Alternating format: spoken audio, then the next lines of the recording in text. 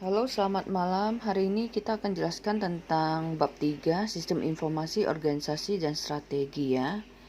Nah, untuk kasus pembukanya, akankah strategi teknologi Sears berjalan pada saat ini ya. Jadi, Sears Lubbock perusahaan retail terbesar di Amerika Serikat dengan penjualan mewakili 1-2% dari produk domestik bruto AS selama hampir 40 tahun sejak Perang Dunia Kedua. Sejak saat itu, Sears terus kehilangan pangsa pasar akibat pesaing seperti Walmart dan Target, serta dengan perusahaan retail khusus seperti Home Depot dan Lowe. Bahkan merger yang dilakukan dengan Kmart pada 2005 untuk membentuk Sears Holding Company gagal menghentikan laju penurunan penjualan dan pangsa pasar yang dimiliki. Selama bertahun-tahun, Sears telah banyak berinvestasi di bidang teknologi informasi. Pada suatu waktu, Sears menghabiskan dana pada bidang teknologi informasi dan jaringan lebih banyak daripada semua perusahaan non-komputer di seluruh Amerika Serikat kecuali perusahaan Boeing Corporation. Nah, cerita tentang Sears mengilustrasikan beberapa cara tentang bagaimana sistem informasi membantu organisasi bisnis dalam berkompetensi, sekaligus mengungkapkan tantangan dalam mempertahankan keunggulan kompetitif. Dewasa ini persaingan di sektor retail sangat sengit, dengan banyaknya pemain-pemain besar serta persaingan dari toko internet dan toko-toko fisik. Pada suatu masa, Sears pernah berjaya sebagai pengecer papan atas Amerika. Namun perusahaan ini sekarang sedang bergumul dengan tekanan persaingan dan mencari strategi dalam bersaing untuk mengembalikan kejayaannya. Nah, kita lihat lagi organisasi dan sistem informasi. Sistem informasi dan organisasi saling mempengaruhi satu sama lain. Sistem informasi dibangun oleh manajer untuk melayani kepentingan perusahaan. Pada saat bersamaan, organisasi harus waspada sekaligus terbuka terhadap pengaruh dari sistem informasi untuk mendapatkan manfaat dari teknologi baru.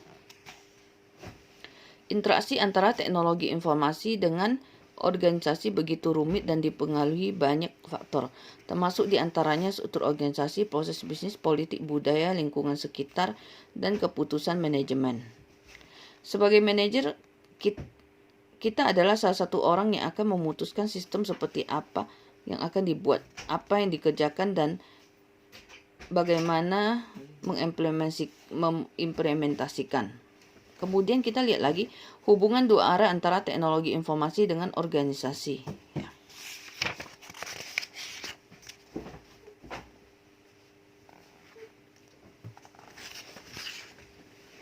Nah, hubungan dua arah, ada gambar ya. Hubungan dua arah yang kompleks ini ditengahi oleh banyak faktor, bukan keputusan yang dibuat atau tidak dibuat, yaitu manajer. Faktor lain yang mempengaruhi hubungan mencakup budaya organisasi, struktur politik, proses bisnis, dan lingkungan bisnis ya. Jadi ada hubungan organisasi dengan teknologi informasi, di mana faktor mediasi atau penghubungnya itu lingkungan, budaya, struktur, proses bisnis, politik, keputusan, manajemen ya. Jadi hubungan antara organisasi dengan teknologi informasi ini dihubungi oleh lingkungan ya. Apakah lingkungan mendukung gitu? Budaya organisasi itu mendukung nggak? Strukturnya mendukung nggak? Struktur organisasi, proses bisnisnya mendukung nggak untuk mengadopsi teknologi informasi? Politik juga mempengaruhi atau tidak, dan keputusan manajemen ya. Kemudian kita lihat apa yang dimaksud dengan organisasi. Organisasi adalah struktur sosial formal stabil yang mengambil sumber daya dari lingkungan dan memprosesnya untuk menciptakan hasil. Nah, definisi tentang organisasi sangat kuat dan sederhana, tetapi tidak terlalu jelas atau bahkan bersifat prediksi bagi banyak jenis organisasi di dalam dunia nyata. Nah, kemudian ciri-ciri organisasi. Seluruh organisasi modern memiliki karakteristik tertentu. Birokrasi mereka mengatur dengan jelas pembagian tenaga kerja dan spesialisasi. Organisasi menyusun spesialisasi dalam sebuah hierarki kewenangan di mana setiap orang bertanggung jawab kepada seseorang dan kewenangan seseorang dibatasi dalam tindakan-tindakan spesifik yang diatur oleh peraturan abstrak atau prosedur. Peraturan ini membuat sistem pengambilan keputusan yang berimbang dan universal. Kemudian rutinitas dan proses bisnis. Seluruh organisasi termasuk organisasi bisnis menjadi sangat efisien dari waktu ke waktu karena individu-individu di dalam perusahaan mengembangkan rutinitas untuk memproduksi barang dan jasa. Nah, politik organisasi. Orang-orang dalam organisasi menempati posisi yang berbeda-beda dengan spesialisasi kepentingan dan perspektif yang berbeda. Akibatnya mereka secara alami memiliki sudut pandang yang berbeda tentang bagaimana sumber daya, penghargaan dan sanksi harus didistribusikan. Perbedaan itu adalah masalah bagi karyawan dan manajer yang menyebabkan perjuangan politis mengenai sumber daya, persaingan dan konflik yang terdapat dalam setiap organisasi, ya. Ya, penolakan politis adalah salah satu kesulitan terbesar dalam melakukan perubahan organisasi, terutama dalam pengembangan sistem informasi yang baru. Kemudian budaya organisasi. Seluruh organisasi memiliki sendi-sendi dasar yang tak tergoyahkan, asumsi-asumsi yang tidak perlu dipertanyakan lagi oleh para anggota dalam mendefinisikan tujuan dan produk mereka. Budaya organisasi ini meliputi serangkaian asumsi-asumsi ini mengenai produk apa yang akan diproduksi organisasi, bagaimana organisasi harus memproduksinya, di mana dan untuk siapa. Umumnya asumsi-asumsi yang sudah menjadi budaya ini diterima sepenuhnya untuk diteruskan dan jarang sekali dibahas. Proses bisnis adalah cara utama organisasi dalam menghasilkan nilai, biasanya menaungi budaya organisasi, ya. Kemudian lingkungan organisasi. Organisasi berada di dalam lingkungan yang tempat mereka memperoleh sumber daya dan menyediakan hasil akhir berupa barang dan jasa. Organisasi dan lingkungan memiliki hubungan timbal balik. Di satu sisi, organisasi terbuka serta bergantung pada kondisi sosial dan lingkungan di sekitarnya. Tanpa sumber daya finansial dan tenaga kerja, organisasi tidak pernah ada. Orang-orang bekerja secara konsisten untuk mendapatkan gaji ataupun memperoleh pendapatan dari pelanggan. Organisasi harus merespon dengan baik undang-undang dan persyaratan-persyaratan yang diwajibkan pemerintah, termasuk perilaku pelanggan dan persaing.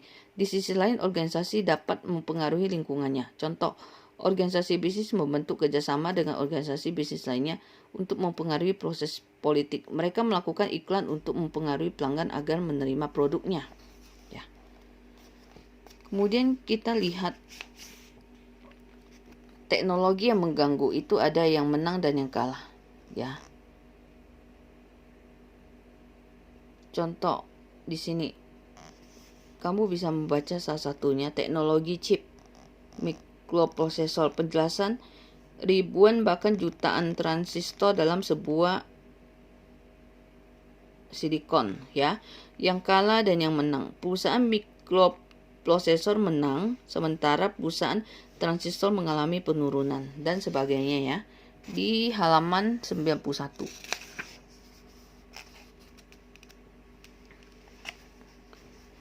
Kemudian kita lihat struktur organisasi. Setiap organisasi memiliki struktur atau bentuk.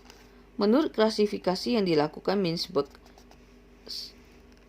ada 5 jenis pokok struktur organisasi. Jenis sistem informasi yang ditemukan dalam organisasi bisnis dan sifat-sifat masalah yang berhubungan dengan sistem itu seringkali mencerminkan jenis struktur organisasi. Ya. Fitur-fitur organisasi lainnya. Organisasi memiliki tujuan dan menggunakan cara yang berbeda-beda dalam meraih tujuan tersebut. Beberapa organisasi memiliki tujuan yang bersifat memaksa. Contoh penjara. Yang lain memiliki tujuan berasaskan manfaat. Contoh organisasi bisnis. Sisanya memiliki tujuan yang bersifat normatif atau mengatur. Ya. Kemudian bagaimana dampak sistem informasi bagi organisasi dan perusahaan bisnis? Sistem informasi sudah menjadi alat bantu yang integral, online serta interaktif yang dilibatkan setiap saat dalam kegiatan operasional dan pengambilan keputusan pada perusahaan-perusahaan besar. Dampak ekonomi. Dari sudut pandang ekonomi, TI mengubah biaya modal dan biaya informasi yang bersifat relatif atau tidak langsung atau bergantung kondisi tertentu. Sistem informasi dapat dipandang sebagai faktor produksi yang menggantikan modal dan tenaga kerja tradisional. Ketika biaya teknologi informasi menurun, ia akan mengganti tenaga kerja manusia yang secara historis selalu meningkat seiring waktu. Oleh karena itu, teknologi informasi akan menghasilkan penurunan jumlah manajer tingkat menengah dan pekerjaan yang berkaitan dengan administrasi ketika menggantikan perannya sebagai sumber daya tenaga kerja, ya. Dampak bagi struktur dan perilaku organisasi. Nah, teori berdasarkan pendekatan sosiologi mengenai organisasi yang rumit menunjukkan pada kita beberapa pemahaman mengenai bagaimana dan mengapa perusahaan berubah seiring dengan penerapan teknologi informasi yang baru. IT meratakan organisasi. Sejumlah besar organisasi bersifat birokrat yang sebagian besar dikembangkan sebelum zaman komputer, lambat dalam berubah dan kurang kompetitif dibandingkan organisasi yang baru dibentuk. Ya. Beberapa organisasi raksasa ini telah menyusup mengurangi jumlah karyawan dan jumlah jabatan pada struktur organisasi mereka. Perubahan ini berarti jangkauan kontrol manajemen menjadi semakin luas, memungkinkan manajer tingkat atas untuk mengontrol dan mengelola lebih banyak karyawan dengan cakupan yang lebih luas.